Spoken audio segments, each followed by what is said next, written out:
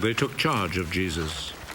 He went out, carrying his cross, and came to the place of the skull, as it is called.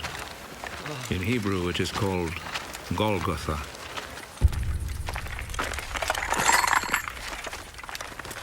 There they crucified him, and they also crucified 2 other men, one on each side, with Jesus between them.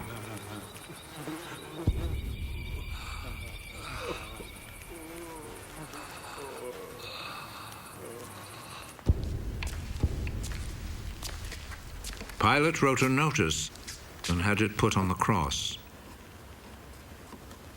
Jesus of Nazareth, the King of the Jews, is what he wrote.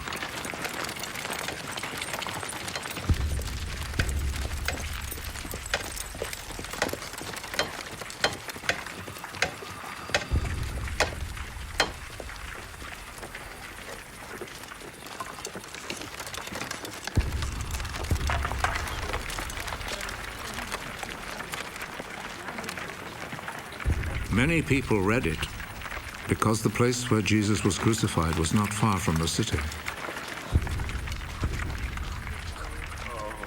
The notice was written in Hebrew, Latin, and Greek. The chief priest said to Pilate, "Do not write the King of the Jews, but rather, This man said, I am the King of the Jews." What I have written stays written.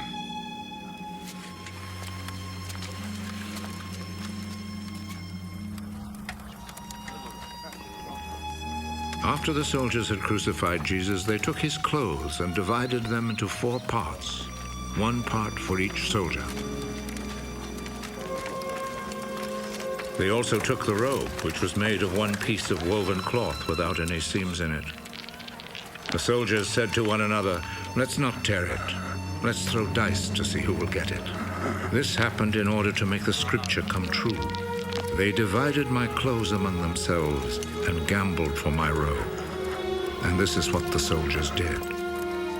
Standing close to Jesus' cross were his mother's sister, Mary, the wife of Clopas, and Mary Magdalene. Jesus saw his mother and the disciple he loved standing there. "He is your son." Then he said to the disciple, "She is your mother." From that time, the disciple took her to live in his home. Jesus knew that by now everything had been completed.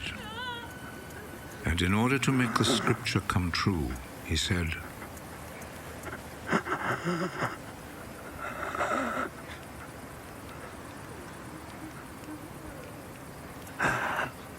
"I am thirsty." A bowl was there, full of cheap wine. So a sponge was soaked in the wine, put on a stalk of hyssop, and lifted up to his lips.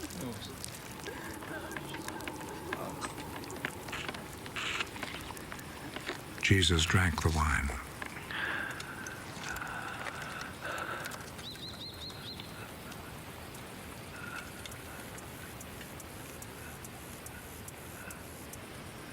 "It is finished." Then he bowed his head and gave up his spirit.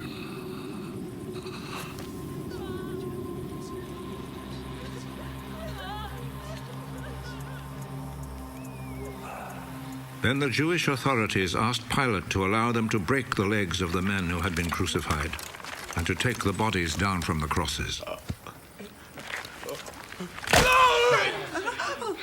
They requested this because it was Friday, and they did not want the bodies to stay on the crosses on the Sabbath, since the coming Sabbath was especially holy. So the soldiers went and broke the legs of the first man, and then of the other man who had been crucified with Jesus. But when they came to Jesus, they saw that he was already dead, so they did not break his legs. One of the soldiers, however, plunged his spear into Jesus' side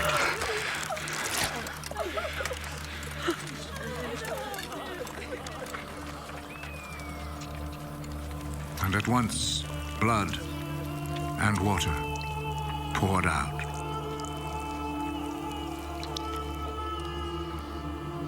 The one who saw this happen has spoken of it, so that you may also believe. What he said is true, and he knows that he speaks the truth. This was done to make the scripture come true. Not one of his bones will be broken.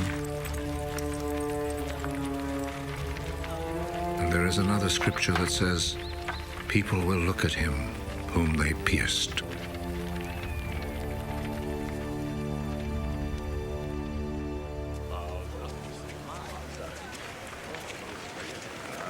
After this, Joseph, who was from the town of Arimathea, asked Pilate if he could take Jesus' body. Joseph was a follower of Jesus, but in secret because he was afraid of the Jewish authorities. Pilate told him he could have the body, so Joseph went and took it away. Nicodemus, who at first had gone to see Jesus at night, went with Joseph, taking with him about 100 pounds of spices, a mixture of myrrh and aloes. The two men took Jesus' body and wrapped it in linen cloths with the spices, according to the Jewish custom of preparing a body for burial. There was a garden in the place where Jesus had been put to death, and in it there was a new tomb where no one had ever been buried. Since it was the day before the Sabbath, and because the tomb was close by, they placed Jesus' body there.